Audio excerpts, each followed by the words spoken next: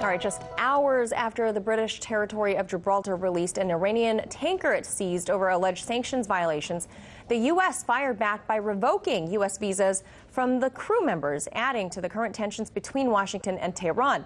RT's Rachel Blevins is joining us to discuss this latest news. So, Rachel, what explanation has the U.S. given so far?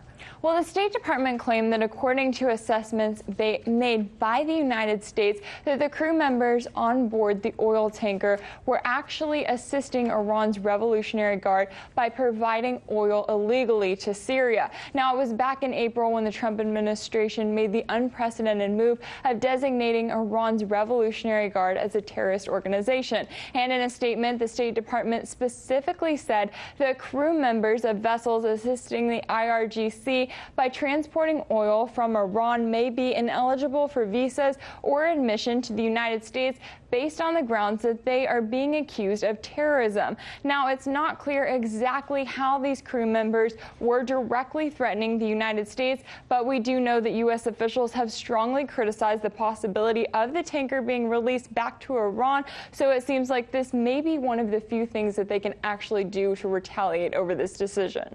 So then, did Gibraltar explain why it chose to release the tanker?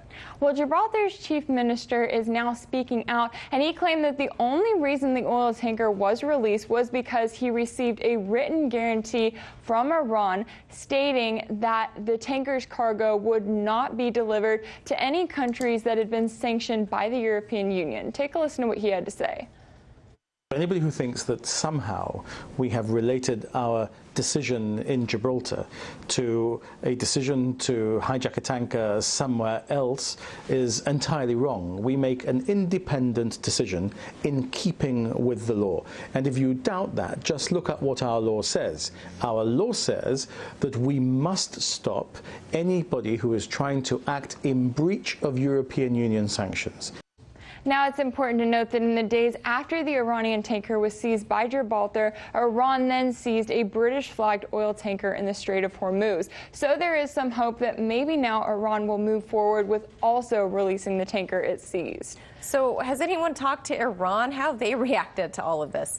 Well, Iran's foreign minister has been very vocal on Twitter. He is accusing the United States of trying to abuse the legal system by trying to move forward with controlling Iran's property. Then he went on Twitter and he said specifically that the detention of the oil tanker was illegal, that Iran made repeated public statements about its destination, and that EU sanctions do not apply to Iran, which he claimed is a position shared by most Europeans. Now, the tanker was released at a time when the U.S. was filing a bid in order to seize control of that ship. So there are some concerns here that even though the move may help relations between the UK and Iran, that it will increase tensions with the United States overall, because we do have those U.S. officials who were hoping to gain control of that ship in order to put pressure on Iran, and they did not get their way this time around. Yeah, I guess there's no way to have a three-way victory there. All right, we'll leave it right there. RT's Rachel Blevins, thank you so much. Thank you.